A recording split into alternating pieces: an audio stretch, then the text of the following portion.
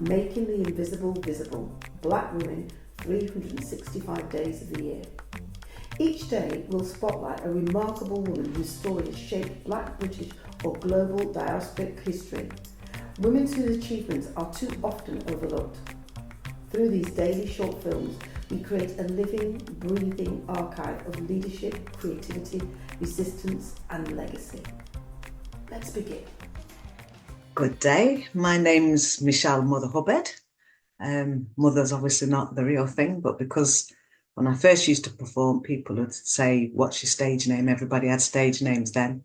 And people would laugh at the surname being Hubbard. And I'd say, "No, it really is that." And they'd say, "As in Mother Hubbard." And I used to think, oh, and it was a case of owning it instead of not liking it. So I'm a poet, storyteller, African drummer, workshop facilitator, theatre maker, public speaker, anything creative really. I think within my work, I like to capture themes around family. Family is very important to me. My last play that was called Did I Mention I'm Adopted? Because I am adopted. So tracing family has been a magical journey, and that being adopted and the diversity of family. So life experiences, real life experiences, I think are what I draw my themes from.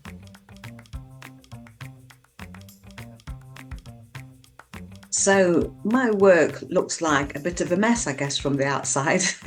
I have piles of paper, journals and notebooks. And as I think most of us creatives do, we wake at 3 a.m. with this amazing idea. Doesn't in the day when you're wide awake. I don't feel like I'm planned with it. I like to just go with what comes to me. But obviously then there is structure behind that. So yeah, it's mainly, it's poetry. It becomes, some are like, I guess, social commentary. Some become pieces of theatre. Some just become photographs. I'm obsessed with taking photographs of the things people overlook, insects in the garden, a splodge of paint on a wall, graffiti. I love graffiti. And each of these little things are just magic stories.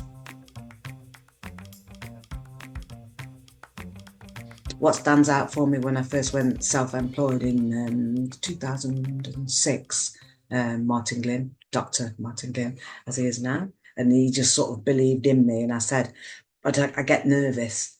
And he said, we all do. He said, in the fact, when you stop feeling like that, give it up, because it means the ego's taken over. I said, there are too many people out there that have got ego but nothing to offer.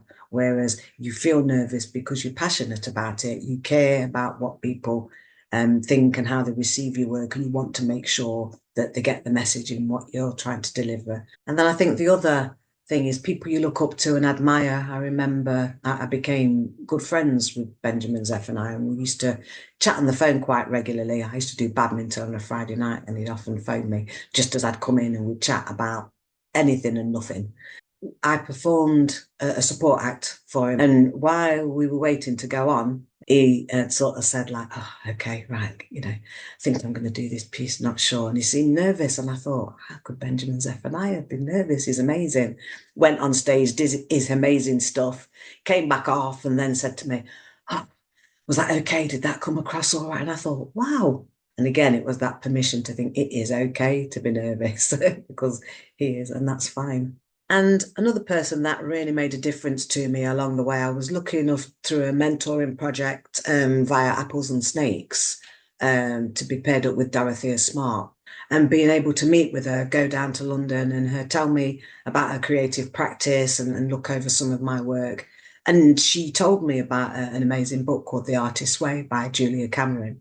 And she said to me, start journaling. I've always wrote journals, and reading The Artist's Way tells you part of creative practice is to make space every day for that creative writing first thing every morning. And I've been addicted to it ever since. I think that was, at least 15 years ago now. And I can't not do morning journals and evening journal, but I love it.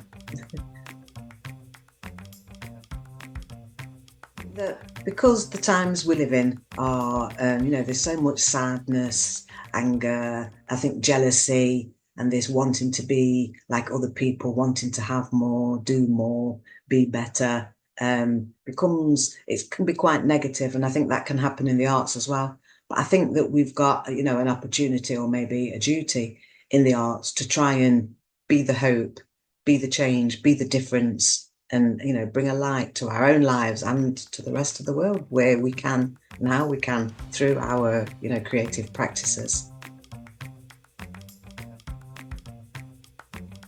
I think I keep myself motivated when the going gets tough. That will to keep going is just knowing that challenges are all, you know, part of life's journey, and embracing everything, taking one day at a time, taking everything step by step, trusting yourself even if you can't see the end process, and gratitudes. I'm very much one, you know, for gratitudes, looking at and being thankful for what I've got. Part of my journaling is to write gratitude. So every morning I'll put at least 5 down. Sometimes if I feel low, things have been challenging, I have to remind myself, okay, gratitudes, get a pen and paper, get some coloured pens out, try and write at least 20.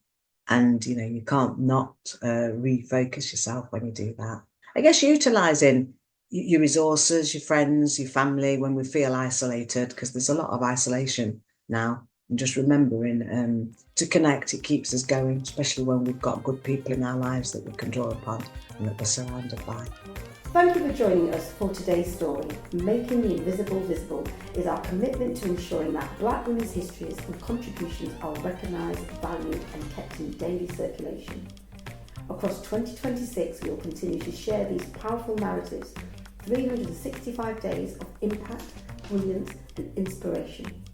Stay connected, join the conversation, and help us champion the women whose journeys continue to shape our world. I'm Paulette Brooks, and I'm looking forward to seeing you tomorrow for the next story.